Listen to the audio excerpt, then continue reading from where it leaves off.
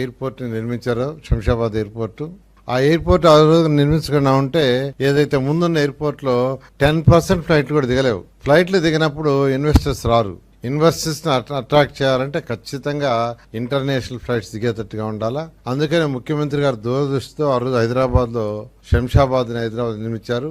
ఆ రోజు ఎంతో మంది అన్నారు ఎయిర్పోర్ట్ కి 5,000 ఎకరాలు ఎందుకు, ఉండే ఎయిర్పోర్ట్ చాలదని. నిజంగా అది కానీ నిర్మించకుండా ఉంటే పెద్ద పెద్ద ఇన్వెస్టర్స్ చెన్నైలో దిగి కారులో రావటం లేదంటే బెంగళూరులో దిగి రావటం చేయరు. వాళ్ళకి ప్రతి గంట ప్రతి సెకండ్ వాల్యూ.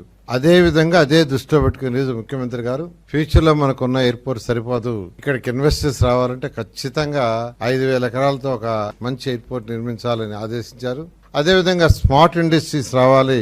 అవి వస్తేనే ఏదైతే 34,000 ఎకరాలతో ల్యాండ్ పూలింగ్ తీసుకున్నామో ఆ రైతుల యొక్క ల్యాండ్ విలువ నిలబడుతుంది.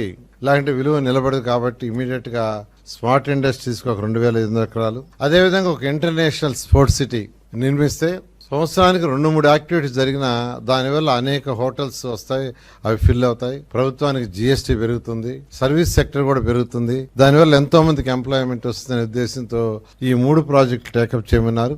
అయితే ఆ 3 ప్రాజెక్టుకి ల్యాండ్ అక్విజిషన్ ల్యాండ్ పుల్లింగ్ అనే డెసిషన్ లో అక్కడున్న ప్రజాప్రతినిధులు అధికారులకు ఇన్స్ట్రక్షన్ ఇచ్చాం. ప్రజల యొక్క అభిప్రాయం ఎలాగో తెలుసుకోమని. ఆల్రెడీ ఎమ్మెల్యే భాష్యం ప్రవీణ్ గారు అక్కడ ఉన్న విలేజ్లతో గ్రామ కమిటీలు పెట్టి మాట్లాడితే దాదాపు 24,000 ఎకరాలను యాక్చువల్ గా ల్యాండ్ పుల్లింగ్ ఇవ్వడానికి వాళ్ళు యాక్సెప్ట్ చేశారు. అదేవిధంగా మిగతా ప్లేస్ లో కూడా యాక్చువల్ గా వర్కౌట్ చేస్తున్నారు. ఇవి వీలైనంత తొందరలో చేయడానికి సంబంధించి కొన్ని రూల్స్ అండ్ రెగ్యులేషన్స్ అంటే ఇప్పుడు